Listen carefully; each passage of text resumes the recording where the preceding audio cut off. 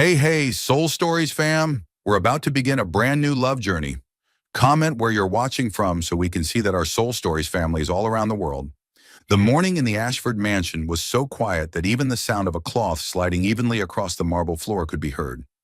Emily Carter, 26, knelt beside the grand spiral staircase, her small but steady hands tirelessly polishing each step.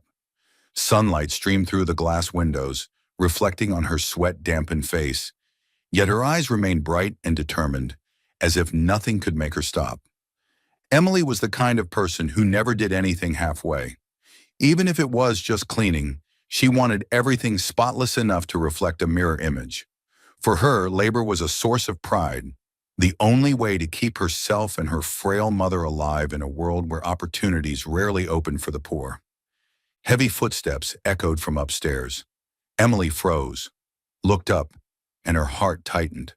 That gait, those shoes. She recognized them immediately. Ryan Ashford. He appeared in a designer shirt with the top button undone, expensive jeans, and perfectly slick-back blonde hair. On his face, a pair of sunglasses was completely unnecessary indoors, but Ryan always wanted to stand out. In his hand, his phone lit up nonstop with messages from friends, party invitations, and pointless outings. Cleaning again? Ryan wrinkled his nose, inhaling sharply as if the smell of detergent were the worst thing in the world. This whole house always reeks of chemicals. Do you realize you're ruining the air like this? Emily lowered her head slightly, her voice still gentle. Sorry, Mr. Ryan. I'm only following orders. The stairs are still wet. Please wait just a few more minutes. Ryan stopped at the top step, raising a brow as he looked down. His half smile curved with mockery, full of challenge. You think I have time to wait? I have an appointment. My friends will laugh in my face if I show up late because of a maid. Emily bit her lip. Her heart was pounding, but her voice remained firm. Just 5 minutes, sir. If you step down now, stains will remain, and people will say I didn't do my job properly. Please. That small act of defiance was enough to challenge Ryan. He was accustomed to people bowing to him and indulging him. A maid daring to say no was an insult. You're blocking my way? Ryan's voice dropped, his blue eyes flashing with anger. I'm not blocking you, Emily replied, clutching the cloth tighter. I'm just protecting my work. The silence stretched, heavy as if a storm were about to break. And then it did. Get out of my way, Ryan shouted, stepping down one stair, then suddenly shoving Emily hard on the shoulder. The world seemed to stop. Emily lost her balance as her shoes slipped on the still wet marble. She screamed sharply as her body crashed down the steps, the sound echoing like knives striking metal. The bucket rolled wildly, spilling water everywhere, mingling with shards of glass from the tray she had just carried. Emily! A voice cried out from the end of the hallway. She lay sprawled at the foot of the stairs, her face pale from pain. Her tear-filled eyes widened, her lips trembling. My leg! I can't move. Ryan stood frozen midway down the stairs. His hands trembled, his face drained of color. He had never thought that shove would have such devastating consequences. All he'd wanted was to push her out of his way, to prove who held power in this house. A chill ran down Ryan's spine when an enraged voice thundered behind him. Ryan! What have you done? Charles Ashford, the powerful father Ryan had always tried to avoid, was standing there, his face flushed with fury, his eyes burning into his son as if to set him on fire. I didn't mean to, Ryan stammered. She was blocking me. Charles wouldn't hear another word. He rushed down the stairs, kneeling beside Emily, his aged but strong hands gripping her small trembling ones. My dear girl, hold on. The doctor will be here soon. I'm sorry. I'm so sorry for my unruly son. Tears suddenly welled in Emily's eyes. Not from the pain, but because, for the first time in this cold mansion, someone had called her my dear girl. As for Ryan, his heartbeat turned frantic. Terror rose as he watched his father, the man he thought would never bow, now pleading with a maid, and all of it, because of his own reckless act. The urgent wail of an ambulance siren echoed through the stillness of the morning. Emily lay on the stretcher, her face pale, cold sweat covering her forehead. Every jolt sent pain shooting up from her lower back, tearing through every nerve. She bit her lip to keep from screaming, but her wide eyes seemed to plead with someone, anyone, for just a moment of peace. At the hospital, nurses hurriedly pushed the stretcher into the emergency room. Ryan followed, his face dazed, but every step weighed down by the war inside him. His familiar arrogance wanted to deny fault, while fear whispered that this time he had truly gone too far. The doors to the ER closed, leaving Ryan stranded in the cold, bright hallway. The sharp echo of leather shoes striking the floor made him look up. There stood the tall, imposing figure of his father, Charles Ashford. The man with salt and pepper hair and piercing eyes appeared like a towering glacier. Ryan instinctively stepped back. His father said nothing to him, only walked straight to the ER doors where the red emergency light was flashing. "Father!" Ryan stammered, but the words died when Charles turned. In those eyes was not just fury, but also deep disappointment, the kind of weapon that cut deeper than any blow. Charles gave no reply. He sat heavily on the bench, his large hands braced on his knees. He had faced boards of directors, governments, and countless enemies in business. Yet he had never felt as powerless as he did now, while an innocent girl suffered because of his son's reckless act. An hour later, the doctor emerged, face grave. "She has suffered serious spinal damage. We've stabilized her back, but recovery will take a long time. The chances of full recovery are very slim." Charles's chest tightened.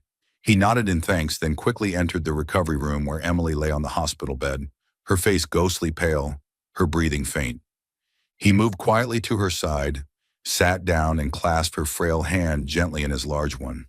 "My dear girl," he whispered, his voice low and rough, "I come not as a master, but as a failed father." Emily opened her eyes, meeting his gaze with broken breaths. "You don't need to. This is Ryan's fault, not yours." Charles shook his head, his eyes deep with regret. "No, Emily. This is my fault. I let him grow up spoiled, lost in meaningless parties, worshiping money. I knew he was corrupt, but I kept thinking one day he would change on his own. And today," his voice broke, "today I was wrong. Wrong enough to nearly destroy your life." Emily turned her face away, a tear sliding onto the pillow. A storm of emotions surged inside her. Anger at Ryan, pity for herself, and unexpectedly, a tremor of feeling at this man's sincerity. Charles drew a deep breath, then spoke slowly. "I could use the law to punish him. Let the police take him away, make him pay for what he did. But," he paused, eyes locking on hers, desperate yet pleading, "I believe only a woman like you, strong, kind, unafraid to stand up to his arrogance, can truly change him. Emily, I beg you, help me reform him." Emily stiffened, her heart twisting with shock and anger. "No!" she burst out, her voice fierce despite her pain. "You expect me to tie my life to the man who hurt me? To turn this tragedy into a lifelong chain? I am not a tool to fix your son, Mr. Ashford." The room went silent. Only the steady beeping of the heart monitor filled the air. Charles did not argue. He bowed his head, his broad hand still holding hers, unwilling to let go. "I understand," he said quietly, his voice heavy as stone. "You have the right to refuse. You have the right to hate him, even to hate our whole family. But Emily," he lifted his gaze, his eyes burning with sincerity, "I see in you a strength I have never once seen in Ryan. You stand firm. You say no. You fight for what's right. That is what he lacks, and without you, he will never learn." Emily bit her lip. In that instant, memories rushed back those times Charles passed her while she cleaned and always gave her a small nod instead of treating her as invisible. Those times he addressed her by name, not Maid. And this morning when he had knelt beside her at the foot of the stairs, worried for her like she was his own daughter. Her heart trembled. She wanted to refuse, to end it once and for all. But Charles's eyes, not pleading for himself but for his son, left her silent. She turned toward him, her voice trembling yet clear. "If I agree, it won't be for Ryan. It will be for you." Charles's eyes blurred with tears, his gaze shimmering. He squeezed her hand tightly, whispering, "Thank you. I promise to stand by you. Ryan must face responsibility. And until he learns what love and respect truly mean, I will never leave you alone." Emily closed her eyes and sighed. She had just bound herself to a thorny path, yet her heart whispered that this was the right choice. Not to forgive Ryan yet, but to give a man a second chance, the chance his father had begged for with all his heart. Outside the room, the hallway was empty. Ryan knew nothing of this agreement. 3 weeks after the accident, Seattle's sky was gray and cold, fine drizzle blurring the glass windows of the Ashford mansion. Emily sat in her wheelchair by the window, thinner than before, yet her eyes still shone with pride and determination. The doctors had sent her home with strict instructions to limit movement. Every time a sharp pain shot up her spine, she clenched her teeth and endured it, never allowing anyone to see her weakness. Meanwhile, Ryan had practically vanished from the house. Night after night, he drowned himself in alcohol and parties, desperately trying to avoid the haunting memory of Emily tumbling down the stairs. To him, it was nothing more than an accident, an unfortunate incident he refused to acknowledge again. Until that afternoon when Charles summoned them both to the Grand Hall. Emily was wheeled in first, seated across from Charles. He wore a gray suit, his face stern, his eyes heavy with resolve. A few minutes later, Ryan walked in, still holding a half-finished glass of whiskey, his expression sour. "Father, I don't have time for these pointless family meetings," he grumbled. Charles didn't waste words. His voice was low, steady, and striking like a gavel. "Ryan, you will marry Emily, here, in this house. No lavish wedding, no spectacle, but legal and legitimate. From today on, you will take responsibility for her life."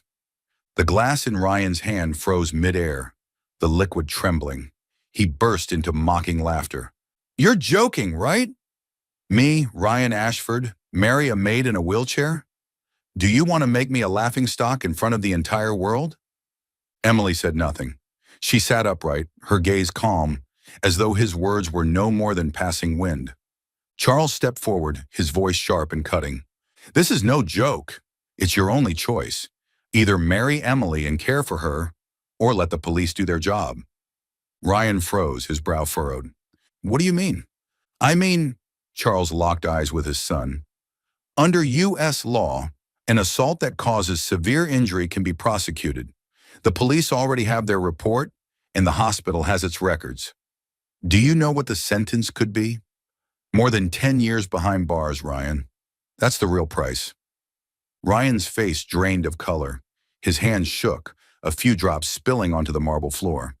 He swallowed hard, but still forced his voice into a defiant growl. You wouldn't do that. You wouldn't let the media drag our family name through the mud." Charles gave a bitter laugh, cold and sad. "You still don't understand? I'd rather lose our reputation than watch you become an arrogant criminal. You've crossed too many lines already, and this time, I will not cover for you." Emily spoke then, her voice soft but unyielding. "If you don't want to, let the court decide. I don't need your pity. All I need is justice." Ryan whipped around, his blue eyes blazing. For the first time, he saw that the fragile girl before him could speak to him with such proud defiance. Who do you think you are to make demands of me?" he shouted, but his voice trembled, stripped of its usual certainty. Emily didn't look away. "I'm not making demands. I'm stating the truth. If I agree to this marriage, it will be to teach you how to respect another human being. And if you refuse, I will sit in this wheelchair, face the court, and tell them everything." The room fell into silence. The pendulum clock ticked loudly, each beat measuring the weight of the tension. At last, Charles stepped forward, placing a heavy hand on his son's shoulder. His voice was low, but it felt like a judgment. "Ryan, this is not a threat. This is your last chance. Marry Emily, not for me, not for this family, but because it's the responsibility you created. This is your final chance to become a man." Ryan panted, his hand curling into a fist. In his eyes, arrogance, fear, and humiliation twisted together. Never before had he been cornered like this. Emily sat quietly, her gaze bright, as if saying, "I'm not begging, I'm not pleading. The decision is yours." Outside, rain began to pour, pounding against the roof like the background music of a verdict already passed. Ryan clenched his teeth until his lip bled. He turned his face away, but deep inside, he knew he had run out of escapes. On the first day after the rushed wedding, no one in the Ashford mansion saw any trace of a newlywed couple. There were no parties, no roses, no gentle music, only a heavy silence blanketing the house that was already cold. Emily sat in the living room, her wheelchair placed by the wide window overlooking the vast garden. She folded her arms across her chest, her gaze fixed on the damp Seattle sky. Part of her still hurt physically, but deeper inside was tension and expectation. She didn't know how Ryan would react to their new life. The sharp echo of footsteps on marble announced his arrival. Ryan, in an unbuttoned shirt, his face dark, walked in. He didn't look at her, just glanced her way as though she were an inconvenient piece of furniture. "Father forced me into this, but don't think you can control me," he muttered, his tone both tired and arrogant. Emily lifted her head, her dark eyes flashing coldly. "I don't need to control you. I just need you to take responsibility for what you caused." Her reply left Ryan speechless, but he didn't argue further. That afternoon, Emily spoke plainly. "I want to go to the upstairs bedroom." Ryan's head shot up, his eyes wide. "What?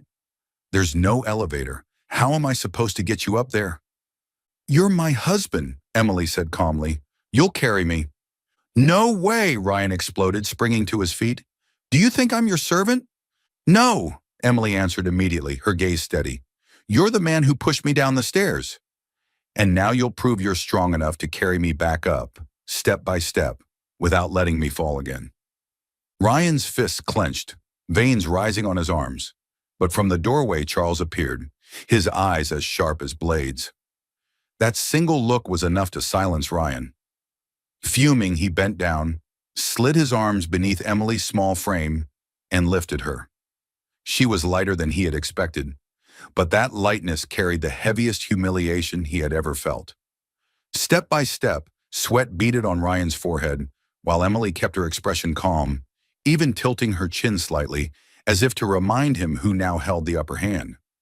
When they reached the second floor, Ryan set her down on the settee, gasping for breath. "Done? Happy now?" he snapped. Emily gave a faint smile. "This is only the beginning." The next morning, Emily asked for a simple breakfast, pancakes and a cup of hot coffee. Ryan nearly choked in disbelief. "You think I'm a chef?" Emily arched a brow. "I just want to see if you can meet someone else's basic needs. Or is even that beyond you?" Cursing under his breath, Ryan had no way out. In the kitchen, he fumbled with flour, eggs, and milk. The result? A scorched pancake and coffee as weak as water. Emily eyed the plate and smirked. "Looks more like you tried to burn down the house than cook." Ryan's face flushed red with anger, but Charles's voice came from the kitchen door. "Keep going, Ryan.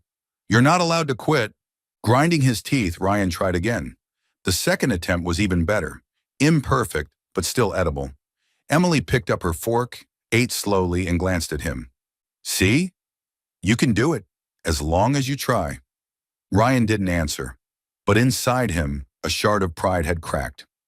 That afternoon, Emily requested, "I want to go to the garden. The sun is out. I need fresh air." Ryan scowled. "You could ask one of the staff." Emily shook her head. "No, you're my husband. It's your responsibility to take care of me." Grinding his teeth again, Ryan pushed the wheelchair out to the garden. Rose petals swayed in the breeze, sunlight filtering through the leaves in shimmering patterns. Emily inhaled deeply, savoring the freedom in every breath. As for Ryan, each step pushing the chair burned with humiliation. He, who once lived for sports cars, was now pushing a maid in a wheelchair. But when he caught Emily's grateful gaze, not the look of a victor, but of a woman who cherished life itself, Ryan faltered. A strange feeling washed over him, bitter and unsettling. That night, Ryan returned to his room, tossed his shirt onto a chair, and raked his hands through his hair. He felt stripped of all his masks, exposed in his helplessness before the girl he had once scorned. His father's voice echoed in his head. "This is your last chance to learn how to be a man." Ryan slammed his fist onto the desk, furious. But deep down he knew there was no way back. Meanwhile, Emily, alone in her second-floor room, leaned against her pillow. She closed her eyes, a faint smile curving her lips. Not out of triumph, but because she knew these small lessons were beginning to work. Ryan might hate her, might despise her, but day by day he would be forced to learn responsibility, something he had never known before. Outside the window, Seattle's rain fell softly, like the ticking clock of a long journey ahead. A journey not only for Ryan to learn humanity, but for Emily herself to understand. Sometimes changing a person requires more than pride. It requires patience and compassion. The Ashford Mansion's kitchen had always been a place reserved for the private chef. But ever since Charles imposed his punishment, Ryan was forced to step in there every morning like a schoolboy dragged to class. The spacious kitchen with its gleaming white marble counters, polished wooden shelves, and rows of shining utensils felt to him like nothing short of a torture chamber. Emily sat nearby in her wheelchair, a book resting on her lap, her eyes following Ryan's every clumsy move. She didn't give orders as she once had. She simply observed in silence, her gaze a mix of pride and curiosity. Ryan, sleeves rolled up, was struggling to flip a pan of eggs. "It's simple, really," he muttered, as though to reassure himself. But when hot oil splattered, he jerked back, tilting the pan, and in an instant, the eggs turned into a blackened mess. Smoke rose, the alarm shrieked shrilly overhead. Ryan coughed, waving a towel frantically. "Damn it! Stupid kitchen!" he barked, slamming the spatula onto the counter. Unexpectedly, Emily laughed. At first, just a soft chuckle, but then it grew into bright, unrestrained laughter that filled the kitchen with an unfamiliar sound, in a room used only to the clatter of pans and Ryan's curses. He spun around, eyes wide, staring at her in disbelief. In that moment, Emily was no longer the stern, proud woman in a wheelchair ordering him around. She was simply a young woman, her smile lighting up the entire room. Ryan froze, his heartbeat pounding in his chest. He had never seen that smile before. Until now, Emily had only looked at him with cold eyes and pressed lips full of pride. And now, for the first time, he saw another side of her, one that left him speechless, forgetting all about the chaos on the stove. "What? What are you laughing at?" Ryan asked hoarsely, awkwardly. Emily wiped a tear from the corner of her eye, her lips still curved. You look exactly like a little boy in the kitchen for the first time. All that arrogance disappeared the second the pan burned. It's hilarious." Heat rushed to Ryan's face. He wanted to snap back, to yell, but the words stuck in his throat. Because deep down he couldn't deny it. The smile in front of him was so beautiful it unsettled him. He turned away, fumbling to switch off the stove, tossing the burnt eggs into the trash. The usual stream of curses didn't come. Instead, there was only silence, strangely hollow yet tinged with something new, something warm. From the doorway, Charles stood quietly, watching. He had seen Ryan lose his temper countless times, had seen Emily's unyielding pride. But this was the first time he saw her laugh, and the first time he saw his son truly flustered. The old man's heart clenched, then eased with a sigh of relief. He whispered to himself, "Emily, she's the key." For years, Charles had tried various methods, including rules, authority, and even threats, to restrain his unruly son. But he had never once seen Ryan truly shaken. Today, with just one smile, Emily had achieved what he never could. He turned silently, leaving the two young people their space. Ryan quickly rinsed the pan under the faucet, his face burning. He didn't dare look at Emily again, but her laughter echoed in his mind, like a strange melody seeping into the cracks of the arrogant wall he had built around himself. Emily, noticing his unease, tilted her head slightly, her eyes softening. "You can learn, Ryan. No one is born knowing everything. What matters is whether you're willing to try." He swallowed hard, still facing away. "I don't need your advice." His voice, however, lacked its usual conviction, sounding more like an excuse. Emily didn't reply. She only gave him a faint smile, this time without laughter. But it was enough for Ryan to realize she no longer saw him as an irredeemable enemy, but as someone capable of change. That night, Ryan lay sprawled on his bed, staring at the ceiling. Emily's laughter replayed in his memory. He tossed, raked his hands through his hair, frustrated with himself. Why? Why was he, Ryan Ashford, who had never cared for any woman beyond parties and flings, so unsettled by the smile of a maid? He had no answer. Only the certainty that from this day on, Emily was no longer just the burden in a wheelchair. In her eyes, he had glimpsed something that both irritated him and drew him in. Out in the hall, Charles passed by, his eyes quietly gleaming with hope. He believed the cracks had begun to form in his son's wall of arrogance, and through those cracks, Emily's light would slowly find its way in.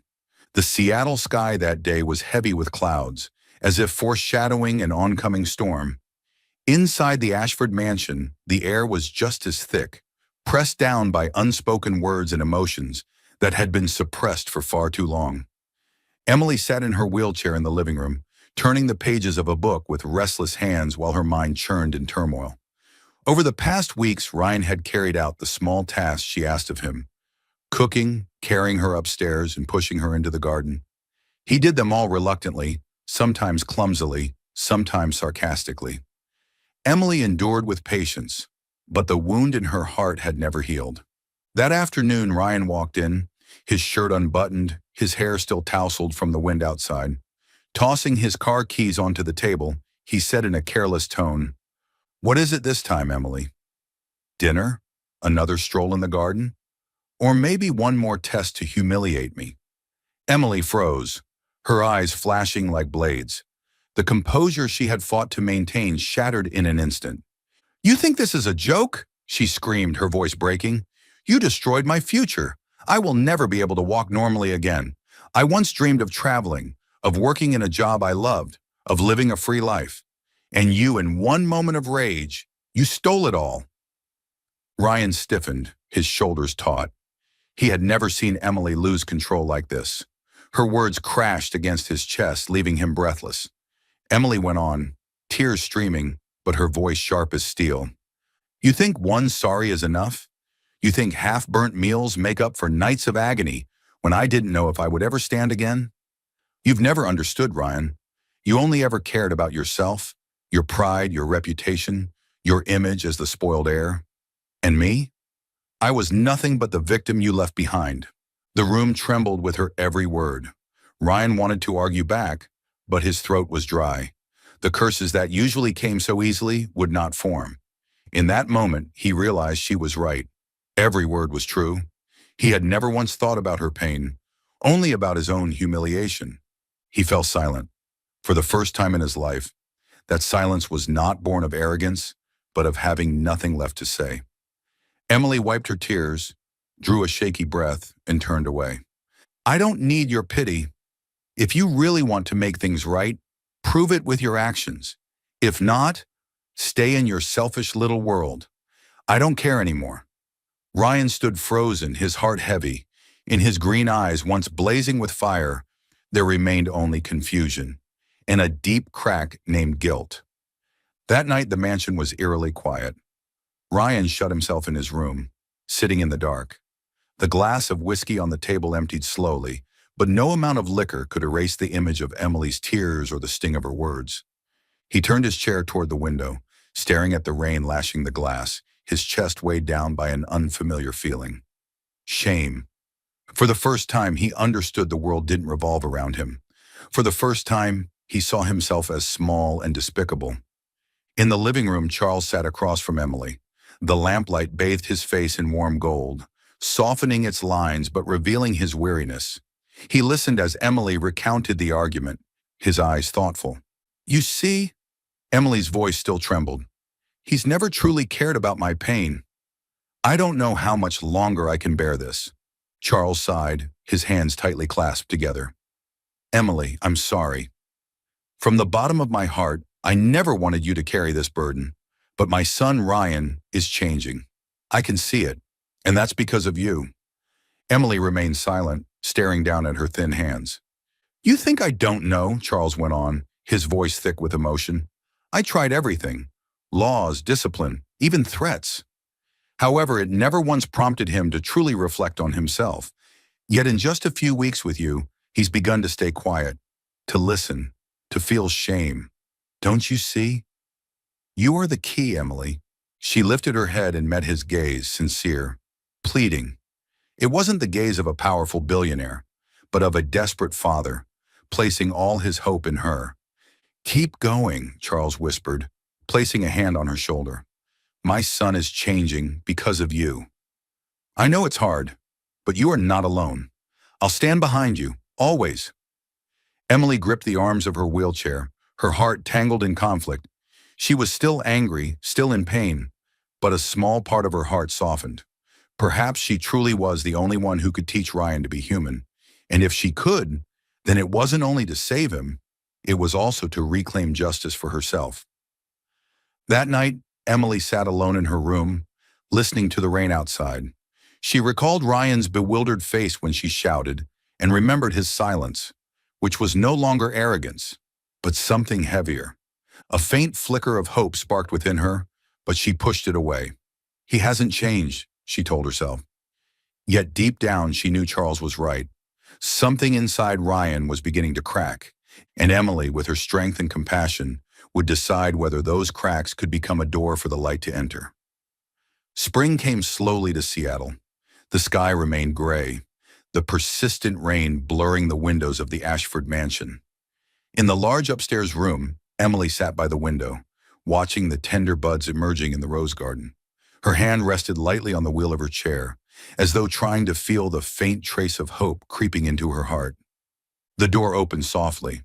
Charles entered, tall and dressed in a simple, light gray suit. In his hand was a thick folder. His expression was heavy, but his eyes carried a determined light. Emily, he said, settling into the seat across from her, his voice gentle yet firm.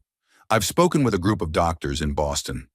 They offer a specialized program for individuals with spinal injuries. I want you to go there. Emily looked up, startled. Boston? I've never even thought about leaving Seattle. Charles gave a small nod, his gaze resting on her immobile legs.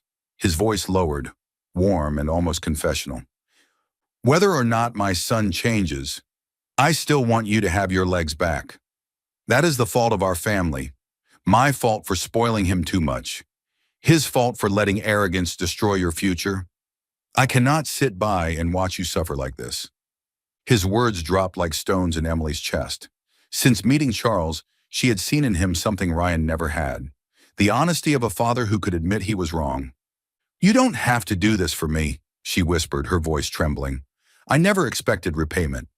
No, Emily, Charles cut in, his tone decisive. This is not repayment. It's a responsibility. You've suffered enough.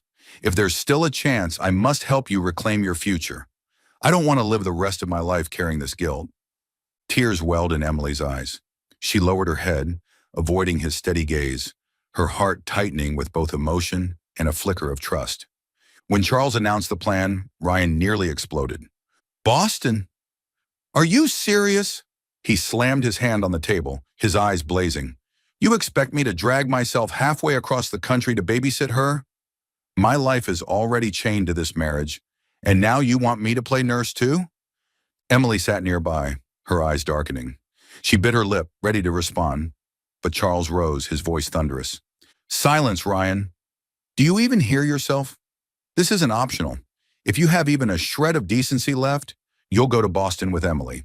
If not, I'll personally see you brought before a judge to be sentenced as you should have been. Ryan froze, his fists clenched tight. He turned on Emily, his voice seething. You must be thrilled, aren't you? A trip to Boston, a chance at salvation, while I'm dragged along behind you. Emily didn't look away. Her voice was calm. I don't need you to come. If you feel burdened, I can go with the doctors and Mr. Ashford. Her words stunned him. In her eyes there was no reproach, only absolute resolve, as if his presence no longer mattered at all. That very indifference pierced him with a strange ache, the fear of being completely discarded. That night, Ryan wandered the garden, the taste of alcohol still on his lips. He looked up at the faint glow of light from Emily's window. The image of the small woman in her wheelchair, proud and unyielding, burned in his mind. He remembered her laughter when he burned the pan. He remembered her tearful cry, You destroyed my future. Those memories cut into him like knives, shredding the arrogant shield he had always hidden behind. Ryan gripped the iron fence, sighing heavily. For the first time, he realized his greatest fear wasn't losing his freedom, but losing Emily. Not because she chose to leave, but because he lacked the courage to stay. The next morning, as Charles prepared travel plans with the doctors, Ryan suddenly walked into the room, his face tense but his eyes unusually clear. "Father," he said firmly, "I'll go with her. Not because I'm forced to, but because I want to." Emily looked up, startled. Doubt flickered in her gaze, but so did a faint softness. Charles nodded slowly, a rare smile tugging at his lips. "At last, Ryan. At last, you've said the words I've been waiting to hear." The plane left Seattle's airport on a misty morning. Emily sat by the window, looking down at the drifting clouds. Beside her, Ryan folded his arms and pretended to sleep, though his heart beat far too quickly. Between them, no words were spoken, but the silence was no longer suffocating. It felt like the pause in music before a new melody begins, a melody of hope, of a chance at healing. Soul Stories fam, if you're watching on another channel, come home to us at Soul Stories, where tens of thousands of listeners and sharers come together. Rain fell steadily outside the Boston hospital window, blending with the echo of nurses' footsteps along the bright white hallways. In the recovery room, Emily lay still, her body aching after an 8-hour surgery. The incision in her back made every small movement feel like 1,000 needles piercing her. Yet her brown eyes still shone, not because the pain was gone, but because in her heart flickered a fragile hope, the chance to walk again. Ryan sat on the bench beside her bed, hands clasped tightly, his gaze fixed on every breath she took. Since the surgery ended, he had hardly left the room, a stark contrast to the arrogant young man who once ran from responsibility. At times he wanted to say something, but stopped himself. Deep down, he knew that right now, words meant nothing. A week later, Emily began assisted therapy. With just the effort of turning her body, sweat drenched her skin, and she bit her lip until it bled to hold back the cries of pain. Ryan stood nearby, torn with the urge to help, but he held back, fearing her proud eyes would reject him. "You're doing well," the therapist encouraged. "One step at a time, Emily. Don't rush." She gave a small nod, wiping the sweat that slid down her cheek, silently promising herself, "I will stand, even if it's just one step." Ryan watched, and for the first time in his life, he saw how a small, fragile figure could be so unyielding. He remembered himself collapsing in anger over losing a bet, raging over petty things. But she, though the whole world seemed against her, still refused to surrender. 3 weeks later, on a bright Boston morning, the therapist brought a walking frame. Emily sat in her wheelchair, hands clenched into fists, eyes locked on the bars of metal before her. "It's time to try standing," the doctor said gently. The room fell silent. Ryan stepped closer without thinking, his heart pounding. Emily gripped the frame, inhaled deeply, then strained her body. Pain shot through her back. Her legs trembled violently, but she bit her lip, refusing to give up. Ryan nearly rushed forward when she wavered, but stopped, his fists tight at his sides. He knew if he helped, she would see it as pity. She needed this victory to be her own. And then, slowly, Emily rose. Her whole body shook, sweat soaking her hair, but her eyes blazed with light. The room erupted with applause from the doctors and nurses. Ryan stood frozen, his throat tight. Before him was no longer a weak girl in a wheelchair, but a warrior, reclaiming every centimeter of ground with sheer will. Breathless, Emily whispered through clenched lips, "I can still stand." In the days that followed, Emily continued to train. First, a few seconds upright, then small steps with the frame. Each movement contorted her face in pain, but her eyes never wavered. Ryan sat nearby, watching silently, each session tightening his chest with both sorrow and awe. A month passed, and she was finally given a pair of silver crutches. When her first step echoed on the wooden floor, Ryan felt his heart plummet. Each lift of her foot was slow, but steady, radiating a fierce, unbroken strength. He stepped forward, hand half raised, but Emily shook her head, her gaze firm.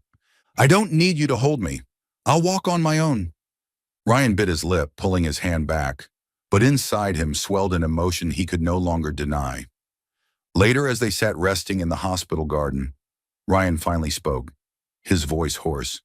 Emily, you're stronger than anyone I've ever known. Emily cut him off, her sharp eyes piercing his. Don't think that just because I can stand, everything is erased. Don't imagine these steps forgive you. Ryan faltered, struck silent. I don't forgive just because I can walk again, she continued, her voice unyielding. You have to prove it with actions. You have to show me you've truly changed. Otherwise, all of this means nothing. That night, Ryan sat in the small family room, the dim yellow lamp casting shadows across his weary face. He replayed the image of Emily rising with the frame, sweat pouring from her eyes alight. For the first time, he understood that forgiveness could not be begged for, nor bought. It had to be earned. He bowed his head, whispering to himself, Emily, I will prove it, not with words, but with my entire life. Outside the window, the city of Boston sparkled under the summer night, igniting a new flame in the heart of a once arrogant man, now learning how to become human. A misty Boston morning. The rehab room echoed with the soft squeak of rubber soles, the steady counting of the physical therapist, and a deep male voice, lowered and unusually patient. Slowly, Em. Inhale, hold. Each step steady. I'm here. Ryan lightly held the safety belt strapped around Emily's waist, not pulling, not pushing, just close enough so that if she faltered, he could catch her. Emily lifted her crutch, her knee trembling. 1, 2, 3. Sweat dotted her temples. By the fourth step, she stopped, wincing. Pause, she panted. Pause, Ryan echoed immediately, handing her the ice pack he had prepared. New rule. Pain means stop. No false heroics. He pulled a mock-serious doctor face, then winked. But if you want to be a superhero, I'll sew a cape. Just remember it has to be silver, to match your crutches.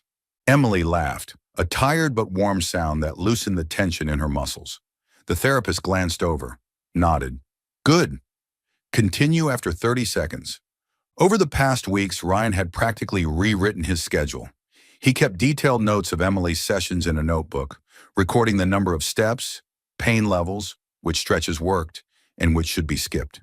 He learned to apply cold packs, massage outer thigh muscles, and time her pain medication 45 minutes before sessions.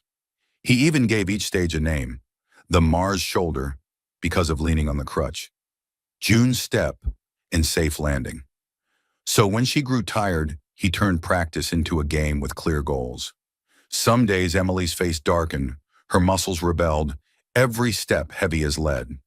Ryan didn't offer hollow encouragement. He simply pulled a chair to her level, offered headphones. Today's playlist is Tempo 92. You set the beat, I'll follow. Soft music played. Emily closed her eyes and breathed deeply. 1, 2, 3, 4. On the fifth, she took a half step farther than yesterday. Ryan didn't cheer loudly, just smiled, small and warm. Better than yesterday. Outside of therapy, Ryan did things that even he was surprised by. Mornings, he woke early to make oatmeal with cinnamon and apples, making it easy for Emily to eat before training. He placed the tray at the right spot, locked her wheelchair, and adjusted the pillow behind her back to ease pressure on her spine. He checked the temporary ramp the hospital had placed at the garden exit. If the curb was too steep, he called a technician to fix it. Between cycles of pain, rest, training, and sleep, he found ways to make her smile, sticking little star stickers on her crutches, naming them Lewis and Clark because every day was an expedition, and even sketching a mini Boston map with accessible ice cream shops marked. Emily frowned when she discovered his childish tricks, but her lips couldn't hide a smile. One day he clumsily recounted an old cooking mishap. I once used salt instead of sugar. The pancake tasted like the North Sea. Emily burst out laughing, and the therapist nearly choked on his water. Strangely, Ryan no longer felt awkward doing small things. He told Charles over the phone, I've learned to fold blankets so they don't press her back, to set pillows right, and I can pick training shoes with rocker soles now. On the other end, Charles was silent for a long moment, as if swallowing a sigh of relief. In the afternoons, Ryan worked, not partying or drinking like before, but sitting in the glass-walled offices of the Ashford Capital Boston branch. He asked to sit in the intern chair, taking notes as the investment team analyzed the cash flows of an infrastructure project. On the first day, he spoke up at the wrong time and was hit with three sharp questions from the CFO. Ryan blushed but didn't snap, just said, "I don't have enough data yet. Give me a week." The next week, he came back with a neat Excel sheet modeling interest rate hikes of 50 basis points. This time, the CFO nodded. By late afternoon, Ryan stopped by the supermarket. Chicken, greens, and Greek yogurt, the doctor's recommended diet. He returned before visiting hours ended, laid out the meal tray, tested the soup, and cooled it to just warm. When Emily said, "I don't want to eat," he didn't force her. "New strategy, 2 spoonfuls, 2 minutes rest, one song. Then I'll tell you about the boardroom, where one guy coughed exactly at the tough question." Emily shot him a look and then ate everything. No one said thank you, but when he cleared the tray, her hand brushed his lightly just once. At night, after Emily fell asleep, Ryan opened his laptop to study. Basic neurology terms, safety checklists for transferring from a wheelchair to a bed, and isometric exercise routines. On another tab, risk analysis documents. Two worlds once apart, now connected by a fragile thread. The will to become a better man. Friends called him to go to bars. Ryan texted back, "Another time." One jeered, "Your wife's got you chained?" Ryan nearly snapped, but instead replied, "I'm busy." Hanging up, he realized with surprise that he felt calm. He needed no applause, no approval. He wasn't proving anything to them. He was proving something to himself and to Emily. One golden afternoon, the hospital allowed outdoor practice. Ryan wheeled her into the courtyard, set the crutches, and locked the chair. "Flat ground here. Let Lewis and Clark explore?" Emily smirked. What a stupid name. But she still stood, step by steady step, her breath even. Ryan walked just behind, neither urging nor teaching, just there. "Someday," he said, "if you want to hike the lake trail, I'll match your pace. Slow or fast, doesn't matter." "You think I need you with me?" "No, I think if you want, I'll be there." A short silence, then Emily said softly, "Fine." That night, Ryan wrote in the notebook, steps 36, smiles 3, pain 6 out of 10, eased after ice. Below it, he scrawled, "Learn to listen more than talk." And he truly listened. When Emily said, "My back feels different today," he didn't assume. He asked, "Different how?" When she snapped from pain, he didn't patch it with, "It'll be okay." He just sat, offering his hand for her to grip through the spasms. One evening, Emily suddenly shared an old dream, studying interior design, opening a small studio, creating spaces that breathe for people with special needs. Ryan didn't interrupt. The next day, he printed research on universal design, highlighting passages. He left it on her table. Emily's eyes flickered when she saw it. "Who told you to print this?" "No one," he smiled. "I want to hear you say more." Charles flew to Boston one weekend. From the hallway, he watched his son push the chair, saw him lock the brakes, adjust the pillow, open the door with his hip to keep his hands free, movements instinctive, learned nowhere in a rich man's home. Charles said nothing, only blinked back tears when he heard them laugh over North Sea pancakes. At dinner, Charles asked about work. Ryan answered simply, no exaggeration. "I'm learning. It's hard, but I like the feeling of getting it right." Charles nodded, but his gaze shifted to Emily. She returned the look with a tiny nod. It was enough for a father to understand. Real change was happening, not in reports, but in the kitchen, on the training floor, in fleeting moments of patience. Late at night, Boston quieted. Emily leaned against her pillow, flipping through Ryan's notebook left behind. The handwriting was messy, slightly slanted, but every page said, "Today a little better than yesterday." On the last page, in small letters, "If the day ever comes you forget to believe in yourself, I'll remind you." She closed the notebook and stared out the dark window. Inside her, something shifted, not full forgiveness, but a sprout of trust.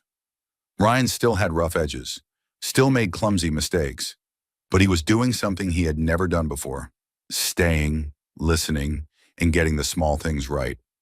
When Ryan walked in carrying a fresh ice pack, Emily spoke without looking at him. "Tomorrow, let's try 40 steps."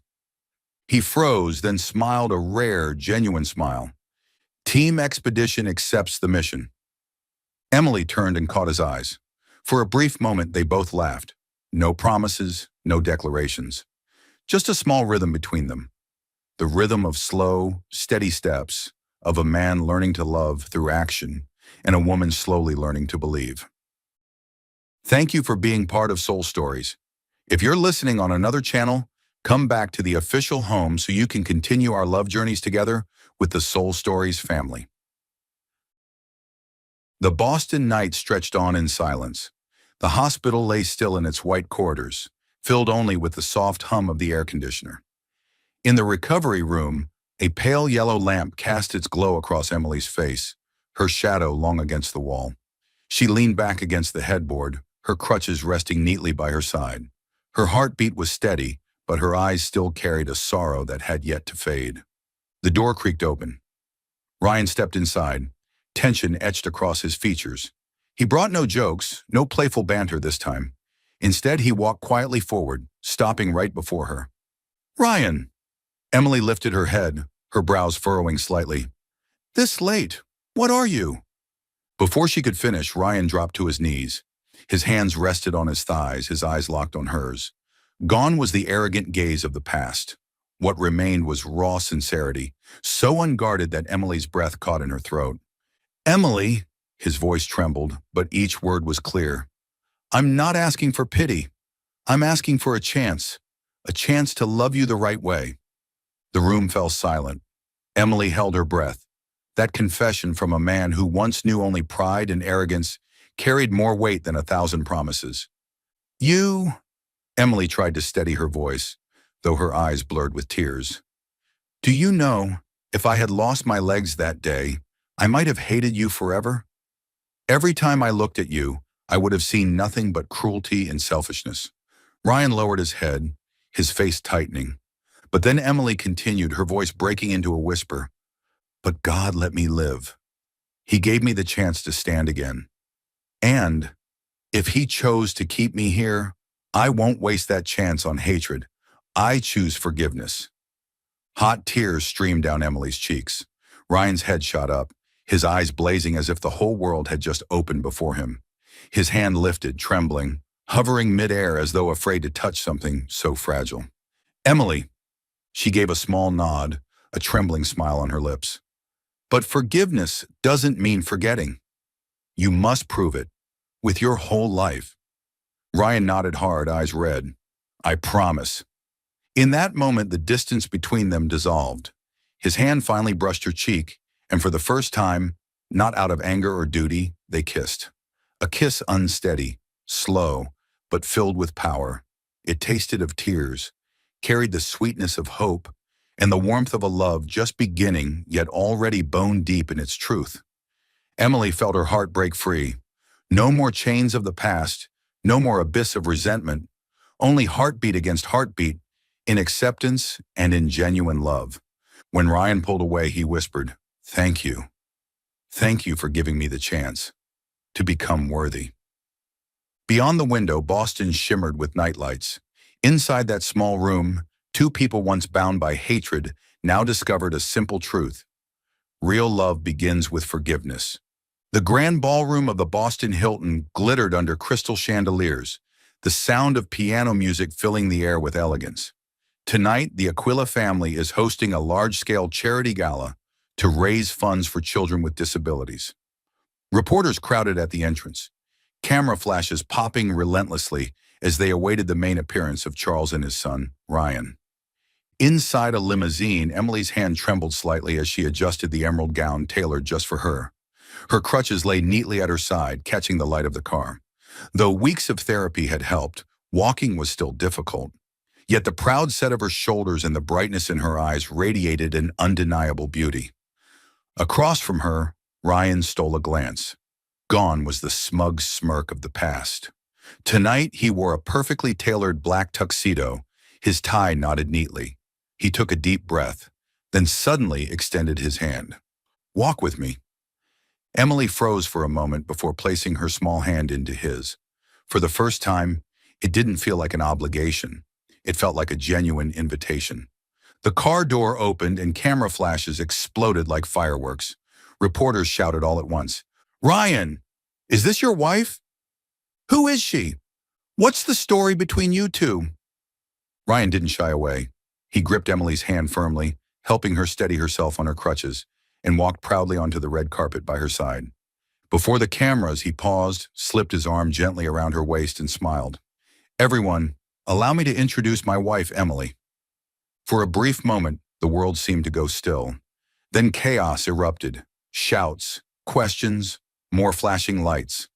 Emily lifted her chin, her heart tightening. Never before had anyone in public called her my wife with such unwavering confidence. A bold reporter called out, "Ryan, people say you saved her after the accident. Can you tell us more?" Ryan looked at Emily, his gaze softening. Then he faced the cameras, his voice steady. "It wasn't me who saved her. It was Emily who saved me. Without her, I'd still be reckless, selfish, incapable of valuing anything in this life." The ballroom hushed for a beat. Even Charles, stationed at the reception area, felt his throat tighten. Those words weren't rehearsed. They came from deep within his son's heart. Emily stood beside Ryan, her throat constricting. Tears welled in her eyes, not from pain this time, but from pride. He hadn't hidden, hadn't deflected, hadn't leaned on money or status to excuse himself. Instead, he chose to say the truth that she was the reason for his transformation. Throughout the evening, Ryan never once left her side. He guided her from table to table, introducing her to benefactors, colleagues, and guests. No more shallow banter.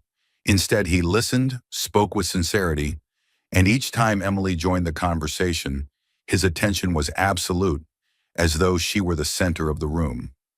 Near the end of the gala, after the charity auction concluded, a female journalist approached Emily directly. "As the wife of such a high-profile businessman, do you ever feel pressured?" Emily smiled, tilting her head slightly toward the man standing beside her. "Pressure? Yes, but not from the camera flashes or events like this. The real pressure comes from believing that a marriage born out of responsibility could grow into real love. And tonight," she squeezed Ryan's hand, "I believe it can." Applause broke out, spontaneous and heartfelt.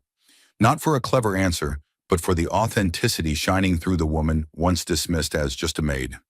That night, when the event ended and their car pulled away, Emily leaned back into the seat with a deep breath. Through the rearview mirror, Boston's city lights sparkled like 1,000 stars. "Thank you," she whispered. Ryan raised a brow. "For what?" Emily turned to him, her smile delicate but proud. "For not treating me as a burden. For calling me your wife in front of everyone. And for the first time, making me proud to bear the name Ashford." Ryan didn't answer right away. Instead, he lifted her hand, pressed a kiss to the back of it, his eyes shining with no trace of arrogance, only profound respect. In that moment, Emily understood. Their marriage was no longer a chain. It had become a truth forged from responsibility, forgiveness, and a love steadily growing stronger. The following autumn, the garden of the Ashford estate glowed in golden hues. Maple leaves drifted gently onto the stone path, where Emily walked slowly, no longer needing crutches. With only a small cane for support, she moved step by step, steady and determined. Her gait wasn't perfect, but it radiated strength. Dressed in a simple wool dress, Emily shone with a quiet grace and resilience that made people forget she had once been the maid pushed down the staircase. Ryan walked beside her, carefully keeping pace. Whenever Emily slowed, he waited patiently, his eyes filled with pride. The man once infamous for arrogance had changed completely, calm, attentive, carrying the sense of responsibility he had once avoided. Over the past year, he was no longer the idle son wasting nights in bars, but Charles's right hand at the company, personally spearheading humanitarian investments and scholarship funds for children with disabilities. What are you looking at? Emily paused, tilting her head. Ryan smiled, leaned down, and kissed her forehead. I'm looking at you. You're the best thing I've ever had. Emily let out a soft laugh, her hand instinctively brushing over her stomach where a new life was growing. She was 3 months pregnant. The news had brought joy not only to Ryan, but also to Charles, who felt years younger. That afternoon, Charles called them both into the library. Sitting in his old armchair, the setting sun cast warm light over his face, deeply lined yet still sharp. When Emily entered, Charles rose and pulled out her chair himself, a simple gesture, but one of deep respect. Emily, he began, his voice slow and weighted with emotion. A year ago, I came to you in the hospital to ask one thing, to help me reform my wayward son. At the time, I thought that if he could simply learn responsibility, that would already be a blessing. He paused, eyes glistening. But you've done so much more.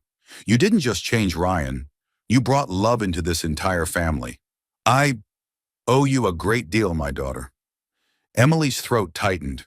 Once again, Charles had called her my daughter with such tenderness. Tears welled in her eyes as she smiled faintly. Don't say that, Father. If you hadn't insisted on binding him to me, maybe I wouldn't have this home today. Ryan sat beside her, silently holding her hand. He looked at his father and at Emily, realizing that for the first time in his life, he wasn't trapped between arrogance and obligation. Now he was free to love, free to become the man he had always wanted to be. Outside the window, the Ashford estate glowed in the golden sunset. Once a cold symbol of wealth and pride, it had undergone a transformation. Emily's laughter now echoed in its halls, replacing the footsteps of emptiness. As Ryan walked through each room, he no longer saw sterile luxury. He saw love living in every corner. A few months later, when winter blanketed the garden in snow, Emily gave Ryan a gift, a small ultrasound photo. He pulled her into his arms, crying like a child, whispering, I'll do everything to make sure our child grows up in happiness. So different from the man I used to be. From the hallway, Charles quietly wiped away a tear. He remembered the day Emily sat stubborn and proud in her wheelchair, the very look in her eyes that had saved Ryan and saved the whole family. Spring arrived, the garden bursting into bloom. The Ashford estate was no longer a fortress of pride and vanity. It had become a home, a place filled with laughter, love, forgiveness, and new beginnings. On a sunny morning, Emily rested her head on Ryan's shoulder, her hand over her rounded belly. Charles stepped out onto the veranda, gazing at the young couple before him. With a contented sigh, he said, This is the true legacy of our family. Not money, not power, but love. Emily looked up, smiling gently, and in that moment, they all understood. A story that had begun in pain and arrogance had ended in enduring love. A love strong enough to rebirth a home,